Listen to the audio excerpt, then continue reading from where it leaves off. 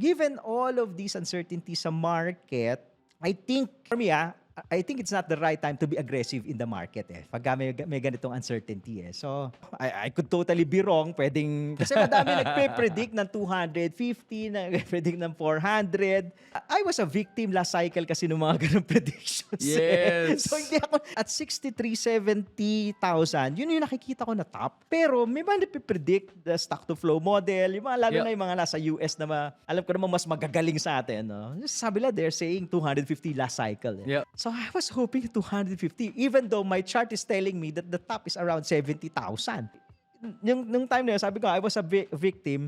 Sumakay pa ako. I'm hoping na aabot siya ng 250. And ang masakit na cycle, ang nangyari, altcoins yung karamihan ng sinakyan ko during the second leg.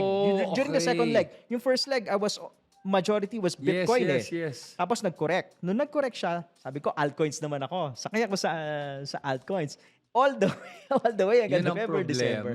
So, yun yung lesson na natutunan ko last cycle na in-apply ko this cycle. Kaya this cycle, I made it a point na mag-take profit. Yep. Okay? Kasi alam ko na somehow we are near the tail end of the bull market. I don't know how high can this market go. This can go this can still go 120, maybe 120, maybe 200. But para sa akin as a trader, once na nagplano ka and you execute it, nag-take ka ng profit, wala ka ng talo sa market Yes. Because for me, I can easily scale back sa market if I think merong good reason for me to be aggressive again.